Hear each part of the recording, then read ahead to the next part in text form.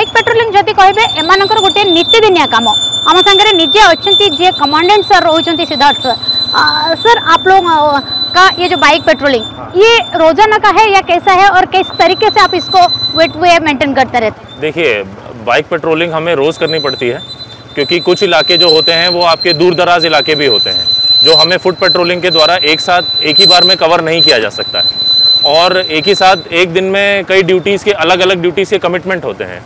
तो इस वजह से अगर हमें किसी दूर दराज इलाके में जल्द से जल्द पहुंचना है और हमें वहां पर जाकर उनका लोगों का हालचाल जानना है प्लस वहां की ऑपरेशनल सिचुएशन क्या है, वहां पर फ़िलहाल किसी नक्सली का या किसी एंटी सोशल एलिमेंट का कोई मूवमेंट तो नहीं हो रहा है वहाँ पे।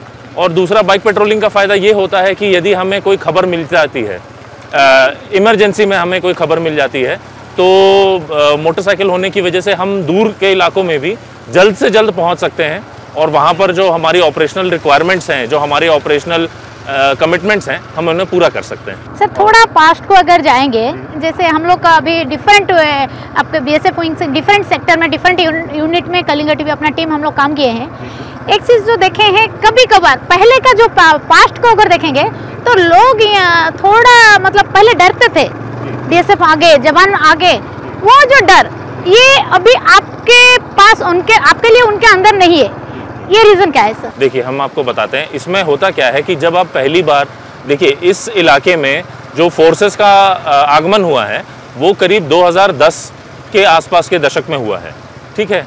और आज हम जब इस इलाके में निकलते हैं, जो हाँ आपकी बात ठीक है, जब हम शुरू में आए थे तो यहाँ पर लोग हमसे भी डरते थे क्योंकि उन्हें फ़र्क नहीं पता था कि कौन फोर्स पर्सनल है और कौन नक्सलवादी है। लेकिन आज के समय में हमारी जो पॉलिसीज़ हैं, भारत सरकार की जो पॉलिसीज़ हैं सिविक एक्शन के तहत और हमारे जो भी हायर कमांडर्स हैं, हमारे जो हायर हेडक्वार्टर्स हैं, उनकी पॉलिसीज़ के तहत हमने यहाँ पर बहुत सारा काम किया है, ना सिर्फ सिक्योरिटी देने में बल्कि एक कम्युनिटी को बिल्डअप करने में। और उसको करते करते जो है ये सारी कम्युनिटी जो है उनके मन से डर भी चला गया और वो हमसे क्लोज भी हो गए। किसी समय जो आम कैंप रे रहिलु आ जहाँ वास्तव चित्र देखिलु, ग्राउंड जीरो को भी जितेबाला गलु, गाँ भितर को भी जितेबाला गलु, से समस्त मुहर गोटे कथा जे आगुरी जो चित्र थिला बीएसएफ जवान माने एठी मुतयन हला परठू चित्र बदली जाइछि, गाँ लोकों को पाटरे मध्य से कथा। तम ना कोन? हम समाज रे से एटा कोन गाँ? एटा जोड़ा मोटालपुर जंक्शन अछि। अच्छा आगुरी केनते थिला बाबू एठी?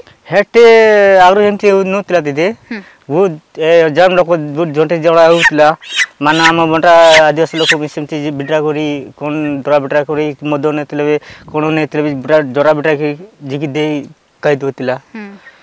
ओबे जो चार मने केम्बोला ए ओंड्राले काटांगडा भी से केम्बो अछि सेठी एला पई जो मानी गला सब सरकार जो पाटो पर लग जे पड़ला से एमती एला सेटा पई डरलान वो सब लोक भी सेमती बिड्रा जो मोर से सिंडीगुडा पातरपुर लोग भी सेमती से ओंड्रा ए जडा मोर दम ओरिजिन लो ना सेटा मन सब एमती करी जोड़ा करी कहउतिला।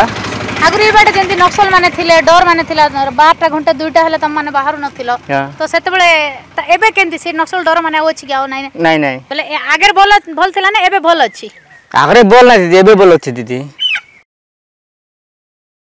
तो ये चीज सर अगर सिक्योरिटी पॉइंट ऑफ व्यू से देखेंगे ये बहुत बड़ी सफलता है।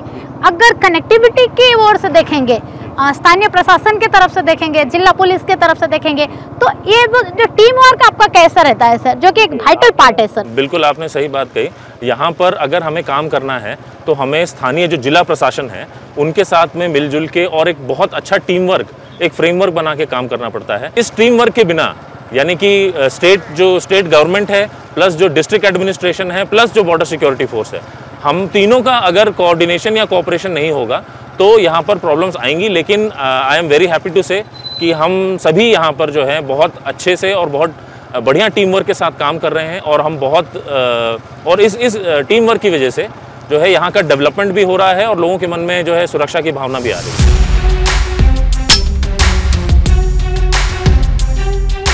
कोरापुट जिलार ए उपांत अंचल कहुए अनकाडिल जोटी पाखापाखि गोटे वर्ष तले यही 65 बाटालियन बीएसएफ स्थापित होता आउ जमती कंपनी कमांडर कहते जे जितेबाला से सामना शत्रु सहित लड़ी था यही सब अस्त्रशस्त्र ही से थाए मूल जिनस जहाँ पर से निर्भरशील आउ ये सब अस्त्र शस्त्र से गोटे परिचय मध्य। ये जो 9mm पिस्तल है इसका कैसे आप इस्तेमाल करते हैं जहाँ पे आप निकलते हैं? 9mm ब्रोनिंग पिस्टल है और ये स्पेशली हम जब अचानक से दुश्मन निकलता है, जैसे किसी गली कुची में हो या फिर हम कहीं रास्ते में जा रहे हो, अचानक से दुश्मन निकलता है और ये छुपाव करने में आसान है, तो अचानक से निकाल के एकदम से क्विकली फायर किया जाता है। स्पेशली CQB बोलते हैं, क्लोज क्वार्टर बैटल। अगर हमारे अचानक से दुश्मन निकल जाए उसको बर्बाद करने के लिए इस पिस्टल का यूज किया जाता है। आगे जो है SMG 9mm का, उसका कैसे इस्तेमाल करते हैं आप लोग? जी, ये इटली मेड वेपन्स है और इसको 9mm सब SMG बोलते हैं, सब मशीन गन।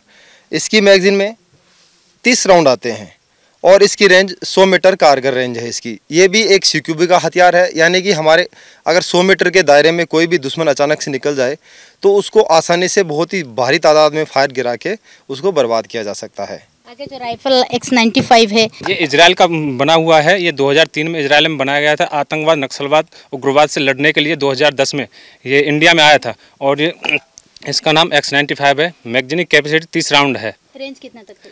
इसका रेंज 860 मीटर है। इसका क्या इस्तेमाल करते हैं और इसका रेंज? इसका पूरा नाम 7.62 mm AKM असॉल्ट राइफल है। इसको ज़्यादातर हम इस AN ड्यूटी में, ऑप्स ड्यूटी में इसी हथियार का इस्तेमाल किया जाता है।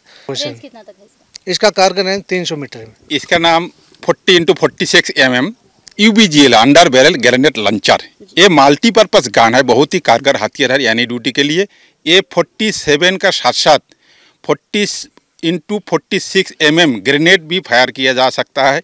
जैसे कि जहाँ पर फ्लैट ट्रेजेक्टरी हथियार काम ना करे, टूटी फूटी ज़मीन में दुश्मन छुपा हुआ है या नक्सल छुपा हुआ है, मकान का अंदर छुपा हुआ है, खिड़की से ग्रेनेड डालने के लिए, या मकान का पीछे कोई छुपा हुआ है उसका ऊपर कारगर फायर डालने के लिए एक ग्रेनेड फायर में भी काम आता है। इसका ग्रेनेड का कारगर रेंज फटने की जगह से 6 मीटर चारों तरफ है और AK-47 से अगर फायर किया जाता है सेम AK-47 का राउंड इसमें फायर होता है और इसका कारगर रेंज 300 मीटर है। निश्चित भाव में यही सब अस्त्र शस्त्र ये BSF जवान मानू जो लाल कॉरिडोर से आसिक ऑपरेशन करते सामने जो दुश्मन था हटेबार सबुठ बड़ सफलता यही अस्त्र शस्त्र आनी दिए। आगू को जदि आसवा AGS, इसके बारे में क्या बताएंगे? इसका नाम है 30M AGS 30 automatic grenade launcher system. ये रूस का बना हुआ है। 1975 में आर्मी में शामिल किया गया था। इसको कारगिल युद्ध में बहुत ही अच्छा तरह फायर किया गया और 1999 में ये BSF में शामिल हुआ। इसका वजन, माउंट का वजन 10.5 kg और इसका अम्युनिशन बॉक्स का वजन 3.5 kg और इसमें 30 ग्रेनेड आते हैं। पूरा ये वजन आप जब लेके चलते हैं पूरा कितना वजन? पूरा ये मैम इस पर लेके नहीं चल रहे, उस पर कैश पर कहीं पे माउंट करते हैं इसको मैम। निश्चित बर्तमान जदि कहबा ये हूँ CGRL तथा सबुठ बड़ जदि कह रॉकेट लॉन्चर। गत दिन जदि आम यही अविभक्त कोरापुट जिलार जो चित्र देखीचे से जदि कह माओ संगठन में रॉकेट लॉन्चर व्यवहार होता संभावना आसीथिला एवं सूचना मिलता। से बाबद रे तांकोठू आउ पादे आगे सब बेले रही BSF एवं से टिके आगुआ था टिके स्पेशल था रॉकेट लॉन्चर व्यवहार को लेकिन क्या बताएंगे इसके बारे में? इसका पूरा नाम 84mm CGRL Carl Gustav rocket launcher है। ये स्पेशली एंटी टैंक और एंटी पर्सनल हथियार है। इससे हम टैंक, बख्तरबंद गाड़ियाँ, बुलेट प्रूफ गाड़ियाँ जो बोलते हैं हम उनको, या फिर कोई बंकर को बर्बाद करने के लिए इसका इस्तेमाल किया जाता है। इसका 14.2 kg वजन है। इसमें 6 प्रकार के बम फायर किए जाते हैं। इसमें स्मोक भी फायर किया जाता है, रोशनी देने के लिए इलू भी फायर किया जाता है, HEAT किया जाता है, HEDP किया जाता है, HE किया जाता है, TPT किया जाता है और 9mm सब कैलिबर राउंड किए जाते हैं। ए BSF जवान मैंने जितेबाला अविभक्त कोरापुट जिले में एमाने सामिल होते पाखापाखि 2000 मसीह ए अंचल स्थापित करा परवर्ती समय चित्र बदली ए अंचल शांति फेरी एवं विकासर धारा सहित साधारण लोक BSF बाहिनी BSF जवान मान विश्वास आ भरोसा आगू को बढ़ी चली।